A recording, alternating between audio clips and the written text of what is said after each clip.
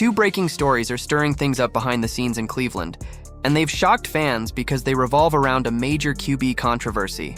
One features a rookie nobody took seriously, who's now set to lead the offense on an international stage.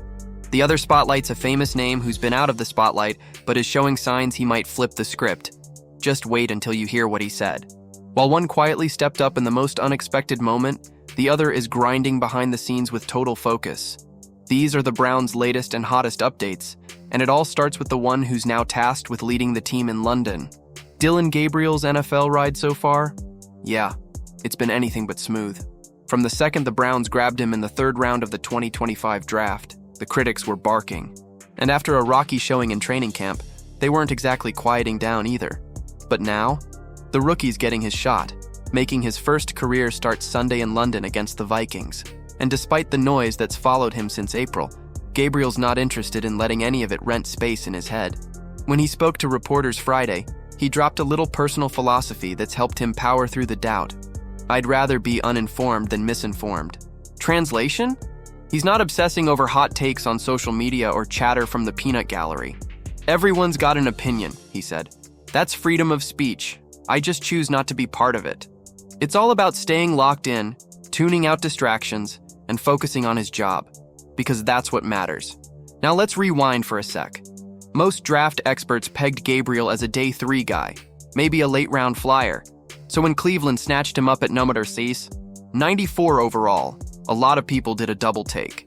Then came the 5th-round pick of Shedeur Sanders, Dion's kid and media magnet, which only added fuel to the fire. Fans were divided, and Gabriel's rough camp didn't exactly ease concerns. One local reporter even said flat out he was not an NFL quarterback. Ouch. But credit where it's due. Gabriel didn't flinch. He kept grinding, outperformed Sanders in the preseason, and nailed down the QB2 role. He completed 25 of 37 for 272 yards, a touchdown, and a pick in limited action. Steady, if not flashy. And when injuries opened the door, Gabriel walked through it as the new starter. Funny thing is, even as QB1, he's still flying under the radar. This week, it was Sanders, not the starter, stealing headlines for how he handled the media. That's kind of been the story all along. Gabriel just going about his business quietly while the spotlight keeps aiming elsewhere. But don't let that fool you. Gabriel knows his path's been anything but typical. It's unorthodox, he said of his NFL journey. How funny is it that I'm starting here in London? He's played a ton of football, seen just about everything, and knows how to stay even-keeled through the highs and lows. Nothing surprises me at this point, he added. There's a job to be done, and I want to do it at the highest level. Vegas has the Browns as 3.5-point underdogs against the Vikings. But if you ask Dillon Gabriel, that's probably just how he likes it.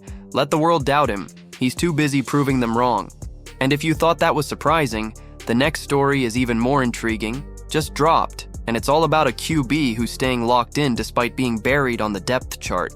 Shedeur Sanders might be riding the QB3 wave right now in Cleveland, but the rookie isn't just standing around holding a clipboard. He's taking that role seriously, and it shows. Even with all the buzz around Dillon Gabriel getting the starting nod this week, Sanders is staying locked in, grinding through scout team duties like it's game day. In a recent chat with ESPN's Daniel Oyefusi, Sanders peeled back the curtain a bit on what it's like being the scout team quarterback, basically mimicking the opposing offense to help the Browns' defense prep. It's concepts, he said. Anytime you're throwing the ball, there's only so many ways you can get to different spots. I just enjoy it. That's my game day. You can tell he's not mailing it in. This dude's treating practice like it's Sunday under the lights. Now, Sanders hasn't sniffed real action since that rough preseason finale against the Rams, where he took 5 sacks and only completed 3 passes for 14 yards. Not exactly how you want to wrap up your audition. Since then, it's been Gabriel getting the QB2 reps, and now the start, while Sanders has been stuck watching from the 3rd spot on the depth chart. But just because he's QB3 doesn't mean he's in cruise control. Bailey Zapp, who's on the Browns practice squad, gave a glimpse into their weekly grind. Wednesdays? That's their version of a full-blown showdown.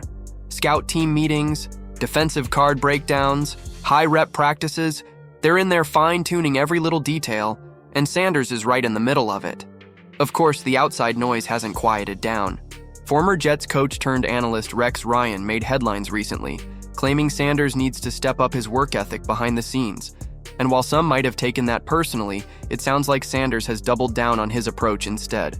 Browns head coach Kevin Stefanski weighed in too, saying Sanders just needs to keep doing what he's been doing if he wants to move up the ladder. Translation: keep grinding. Stay ready. For now, Joe Flacco has the QB2 spot locked down behind Gabriel, heading into Sunday's international showdown with the Vikings in London. But Sanders? He's treating every rep like an audition.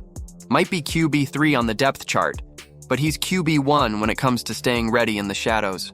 Dylan silenced the doubters, and Shadour's putting in work where it counts. Off the radar. The Browns are full of stories nobody saw coming. If you're into this kind of behind-the-scenes action, hit that subscribe button so you don't miss a thing.